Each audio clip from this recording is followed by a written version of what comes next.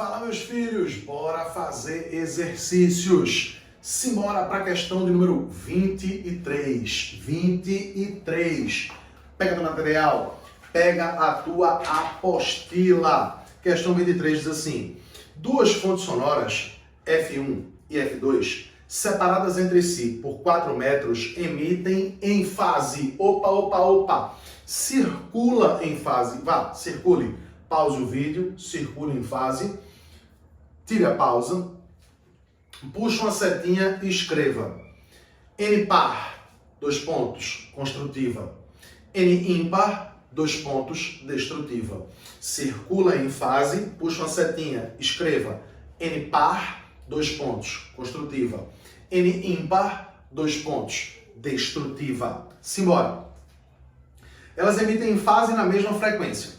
Um observador se afastando lentamente da fonte F1 na horizontal, isto é, ao longo do eixo X, detecta o primeiro mínimo, sublinha, grifa, circula, primeiro mínimo. Primeiro mínimo. Veja, se é mínimo, é construtiva ou destrutiva? Se é mínimo, a interferência é construtiva ou destrutiva? Isso. A interferência é destrutiva. Se fosse máximo, seria construtiva.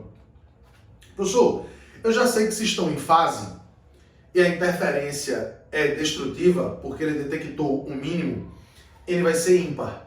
Mas qual dos ímpares, já que existem infinitos, 1, 3, 5, 9 e assim por diante, 1, 3, 5, 7, 9, 11, 13 e assim por diante? Ele não disse que foi o primeiro mínimo? O primeiro mínimo? Então é o primeiro ímpar. N tem que ser quanto? 1. N tem que ser igual a 1. Vou repetir essa linha de raciocínio. Ele disse que as fontes estão em fase.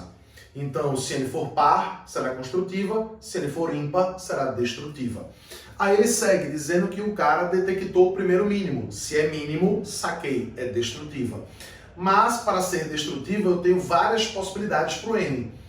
Qual dos valores possíveis para N, qual dos valores possíveis de números ímpares eu devo escolher? Ele disse que foi o primeiro. Primeiro mínimo, no caso de serem em fase, é o primeiro ímpar. N igual a 1. E aí ele continua. Primeiro mínimo de intensidade sonora devido à interferência das ondas geradas por F1 e F2 na posição x igual a 3 metros. Sabendo que a velocidade do som é 340 metros por segundo, qual a frequência das ondas sonoras emitidas? Qual a frequência das ondas sonoras emitidas? Então veja, as ondas vão se propagar ambas no mesmo meio, portanto com a mesma velocidade. Elas são emitidas por duas fontes que emitem na mesma frequência, tanto que eu vou achar uma frequência só para as duas fontes. E se tem a mesma velocidade e a mesma frequência, vão ter também o mesmo comprimento de onda. Então vamos embora. Olha para a figura. Aqui está o meu observador ouvinte que detecta o primeiro mínimo, a primeira interferência destrutiva. A primeira interferência destrutiva para fontes em fase. Primeira interferência destrutiva para fontes em fase é o primeiro ímpar. Então N igual a 1. Bora embora. Distância da fonte 1 para o observador 3. Distância entre as fontes 4. Peraí. Esse ângulo aqui, ó, é um ângulo reto. Portanto, por Pitágoras, esse cara vale quanto? 5 metros. Essa distância vale 5 metros. 3, 4, hipotenusa vale 5. Se quiser, pode fazer Pitágoras à vontade. Então, vamos embora. O módulo da diferença de caminhos é igual a N que multiplica meio lambda. Então, D1, 3, menos D2, 5, é igual a 1 que multiplica meio lambda. 3 menos 5 dá menos 2. Em módulo 2 é igual a meio lambda. Logo, lambda vale quanto? 4 metros. Achei o comprimento de onda.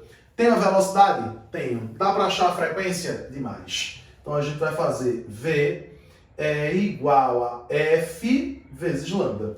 A velocidade é 340. A frequência é o que a gente quer. E o comprimento de onda vale 4. Então, quem é a frequência? Quem é a frequência? 340 dividido por 4, 85 Hz. 85 Hz. 85 Hz. Beleza? Fechamos. Questãozinha 23 foi uma questão aberta. Wendel, eu tô achando difícil. Cai no Enem assim. Vamos embora?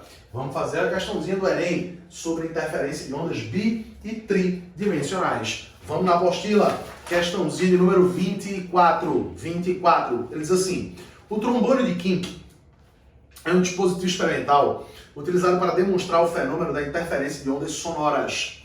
Uma fonte emite ondas sonoras de determinada frequência na entrada do dispositivo. Essas ondas se dividem por dois caminhos, ADC e AEC. Se tu estás acompanhando a leitura comigo, olha para cá. Ela vem pelo caminho ADC, mas também vai pelo caminho AEC. O som entra aqui, se divide pelo caminho da esquerda, pelo caminho da direita e tem a saída do som.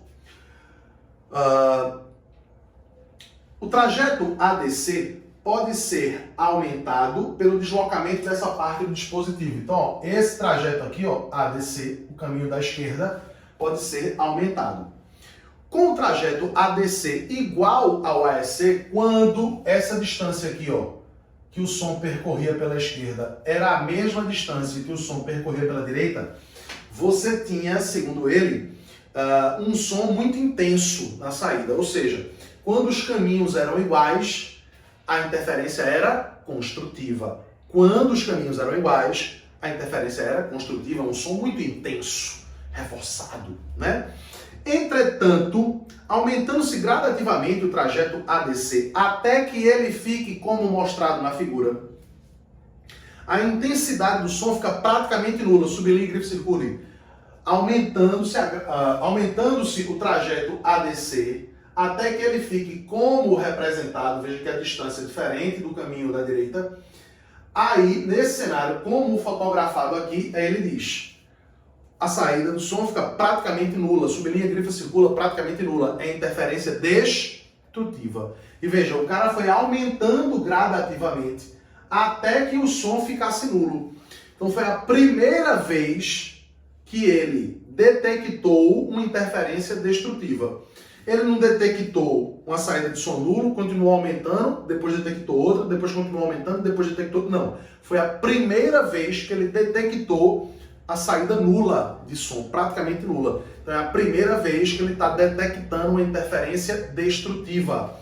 Ora, se eu só tenho uma fonte, a fonte que emite o som que vem pela esquerda é a mesma fonte do som que emite o som que vem pela direita. Se eu tenho uma única fonte, não tem como eu emitir uma crista e um vale ao mesmo tempo. Então, se eu tenho uma única fonte, é claro que as ondas que vão por ambos os caminhos estão em concordância de fase. É claro que estão em concordância de fase. Se eu só tenho uma fonte, eu não posso emitir uma crista e um vale ao mesmo tempo para estar em oposição de fase. Obrigatoriamente, se é uma fonte sonora só, uma fonte emitindo a onda, é concordância de fase. Pronto. Então já sei que é concordância de fase. Se é concordância de fase, o que vai acontecer? Concordância de fase, a gente tem ondas com N par sendo construtivas e com N ímpar sendo destrutivas. E aí, perceba comigo, foi a primeira vez que ele detectou uma saída quase nula. A primeira vez que ele detectou uma interferência destrutiva.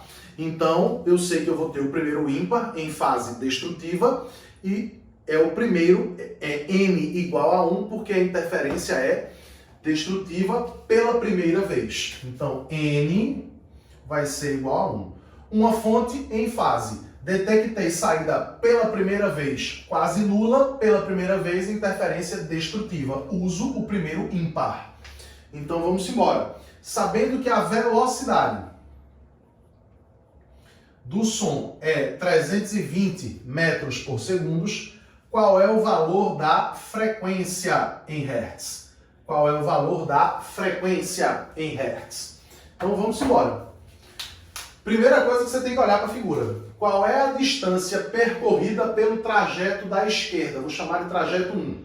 trajeto da esquerda. Não diga que é 40 não, viu? Percorre 40, depois mais 40. Percorre 40, depois mais 40. A distância percorrida pelo trajeto da esquerda, que eu estou chamando de trajeto 1, é de 80 centímetros. E a distância percorrida pelo trajeto da direita, que eu vou chamar de trajeto 2, é 30, depois mais 30. É 30, depois mais 30. Então, pelo trajeto 2, 60 centímetros. Bora-se embora? Então, com a diferença de caminhos e n, mesma coisa. Acho lambda, depois acho a frequência. Então, a gente vai começar dizendo que, em módulo, a diferença de caminhos, d1 menos d2, é igual a n que multiplica lambda sobre 2. Então, aqui eu vou ter 80 menos 60 é igual a 1 vezes lambda sobre 2. 80 menos 60 dá 20. 20 vezes 2, 40. Lambda, 40 centímetros. Se eu quiser esse cara e quero, para calcular a frequência em hertz no SI, eu quero esse lambda em metros. 0,4 metros. Achei o lambda em metros. Vamos embora. Velocidade vai ser igual a frequência vezes comprimento de onda. Então eu tenho 320 é igual a frequência, que é o que eu quero, vezes o comprimento de onda, que é 0,4. 0,4 está multiplicando, passa dividindo, vai ficar 320 por 0,4. É a mesma coisa que 3.200 por 4. Então a frequência, 3.200 por 4 é 1.600 por 2, que dá 800. 800 Hz. 800 Hz. E essa alternativa gera para a gente resposta na letra C, de como é bom estudar física. De como é bom estudar física. Foi a questão 24, bora direitinho para a questão 25. Ela diz assim: no imóvel representado, as paredes que delimitam os ambientes, bem como as portas e janelas, são isolantes acústicos. As portas externas e janelas estão fechadas. O ar em seu interior se encontra a uma temperatura constante, podendo ser considerado homogêneo. Uma pessoa junto à pia da cozinha consegue conversar com a outra que se encontra no quarto, uma na cozinha, a outra no quarto, com a porta totalmente aberta, uma vez que, para essa situação, é possível ocorrer com as ondas sonoras quais fenômenos? Então, a pessoa na cozinha fala, a pessoa no quarto escuta, a pessoa no quarto responde, a pessoa na cozinha escuta também.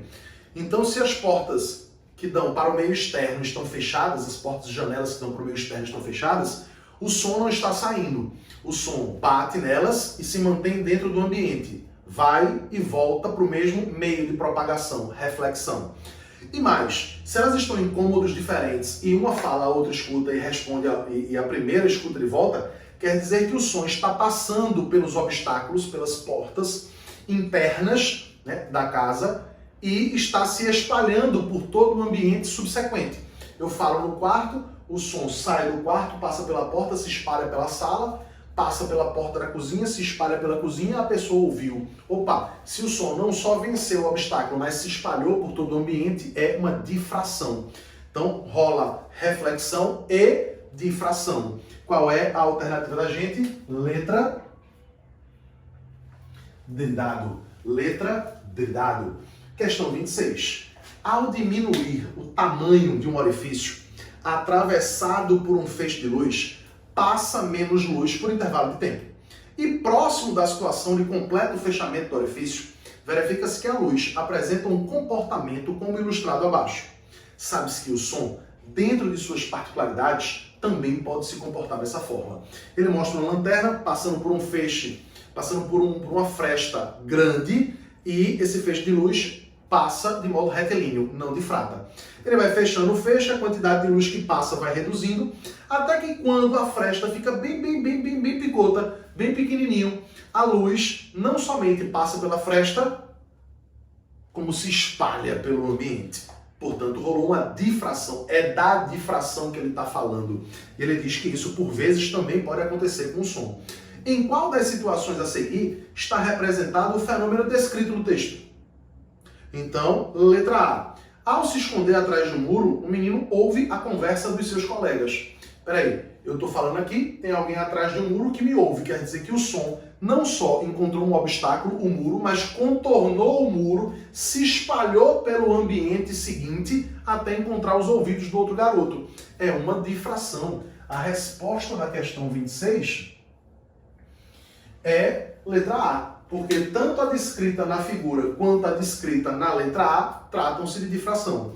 Letra B. Ao gritar diante de um desfiladeiro, uma pessoa ouve a repetição do seu próprio grito. Opa, o som se propagou, refletiu e voltou. Perceber isso é um eco. Vamos falar disso a partir da semana que vem, quando nós chegarmos em acústica, estudo exclusivo das ondas sonoras. Letra C. Ao encostar o ouvido no chão, um homem percebe o som de uma locomotiva antes de ouvi-lo pelo ar. Então isso é uma característica das ondas mecânicas. Quanto mais denso o meio, mais rapidamente a onda se propaga. Então, como o solo é muito mais denso do que o ar, um som se propaga mais rapidamente pelo solo do que pelo ar. Então é uma característica, não é nenhum fenômeno, né? É uma característica das ondas mecânicas. Letra D. Ao ouvir uma ambulância se aproximando, uma pessoa percebe o som mais agudo do que quando ela se afasta, que a gente vai chamar de efeito Doppler. Também será estudado com riqueza de detalhes na aula de acústica, certo? E letra E. Ao emitir uma nota musical muito aguda, uma cantora de ópera faz com que uma taça de cristal se despedace. É o que chamaremos de ressonância. Ela estimulou a taça de cristal a vibrar na mesma frequência da sua voz. Aumentou a frequência de vibração natural do cristal. Essa frequência cresceu de tal maneira que quebrou a ligação entre essas moléculas de cristal. Sacasse a ideia? É a ressonância. Estimular a frequência natural de vibração de algo até que a vibração passe a ser tão grande, com amplitude tão grande, né, que seja perceptível esse reforço na sua vibração. Isso é a ressonância. Estimular a vibrar numa frequência predileta, na frequência natural de vibração. Então, fechado 26, letra A. Mais uma questãozinha, 27, de difração, só que dessa vez para provar pelo pé tem que ter cálculo. 27 diz assim: ao contrário dos rádios comuns, AM ou FM, em que uma única antena transmissora é capaz de alcançar toda a cidade, os celulares necessitam de várias antenas para cobrir um vasto território. No caso dos rádios FM, a frequência é de megahertz. Mega é milhão, 10 a sexta. Então, para o rádio, 10 a sexta hertz, megahertz. Enquanto que para os celulares, a frequência é na casa dos gigahertz. Gigahertz, 10 a nona hertz. Quilo, 10 a terceira, mega, 10 a sexta, giga, 10 a nona. Certo? Então, o alcance do celular é muito menor. Quando comparado com o dos rádios, ele só deu para a gente as frequências. Considerando as informações do texto, o fator que possibilita essa diferença de propagação das ondas de rádio e as de micro-ondas é que as ondas de rádio são... Pera lá. Pensa um pouco comigo. Ele está comparando ondas de rádio com ondas de telefonia. Ambas são ondas eletromagnéticas, portanto, se propagam com velocidade igual à da luz. 3 vezes 10 à oitava metros por segundo. Vamos fazer as contas? Então, para o rádio, V é igual a F vezes lambda. 3 vezes 10 à oitava é igual a frequência 10 à sexta vezes lambda. Terei 3 vezes 10 à oitava sobre 10 à sexta é igual a lambda. Então, 10 à oitava por 10 à sexta, repete a base e subtrai os expoentes. 3, 10 ao quadrado igual a lambda. Quem é o comprimento, a média do comprimento de onda das ondas de rádio? 300 metros. Essa é a média. Agora, qual é a média do comprimento de onda das ondas de telefonia celular? Velocidade é o produto da frequência pelo comprimento de onda. 3 vezes 10 à oitava é igual a 10 à nona GHz vezes lambda. Então eu vou ter 3 vezes 10 à oitava sobre 10 elevado à nona é igual ao comprimento de onda. Então isso vai ser 10 à oitava por 10 à nona, repete a base, subtrai o expoente. 8 menos 9, menos 1. Isso é igual ao comprimento de onda. Então quem é o comprimento de onda das ondas de telefonia? Em média, 0,3 metros. Está explicado. Para que ocorra a difração, para que a onda encontre um obstáculo, supere ele e continue a se propagar em todas as direções, é necessário que os tamanhos dos obstáculos sejam aproximadamente iguais, da mesma ordem de grandeza que o comprimento de onda. Veja, para um obstáculo permitir a difração para a onda de celular, esse obstáculo não pode ter nenhum metro.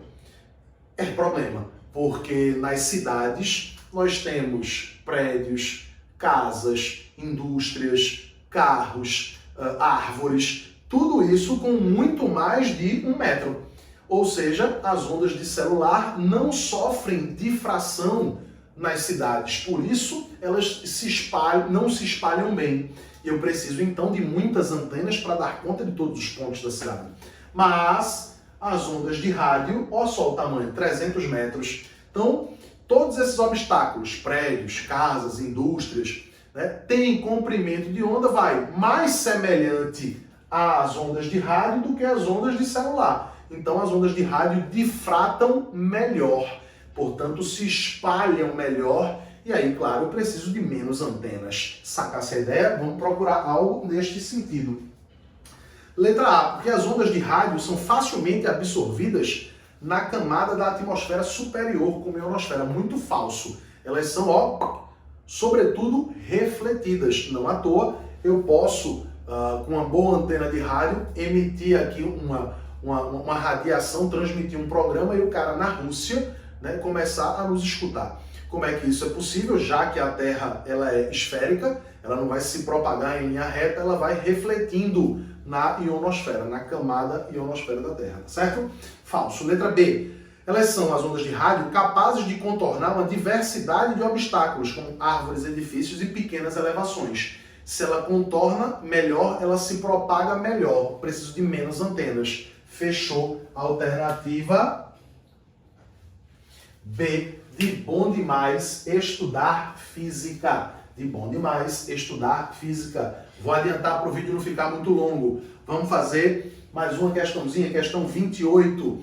Na figura a seguir, é um anteparo S0, S1 e S2. Na figura a seguir, C é um anteparo, me desculpa. S0, S1 e S2 são fendas nos obstáculos A e B.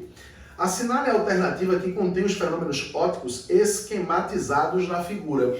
Então, cada vez que a luz passa por uma das fendas, você percebe que ela não só passa pelas fendas, como ela se espalha pelo meio subsequente. É uma difração.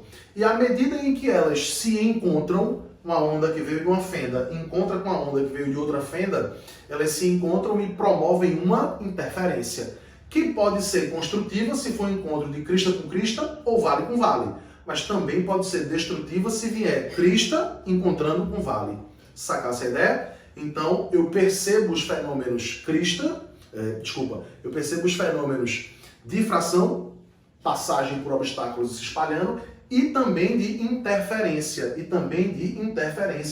A alternativa da gente é a de letra B. Se eu escolher revelar essa figura, esse padrão de interferências em uma placa, em um anteparo, o que eu verei? Eu verei manchas brancas, manchas claras e manchas escuras, como um código de barras, revelando o padrão de interferência construtiva e destrutiva, franjas claras e franjas escuras. Beijo grande, meus amores. Tchau, tchau. Até a próxima.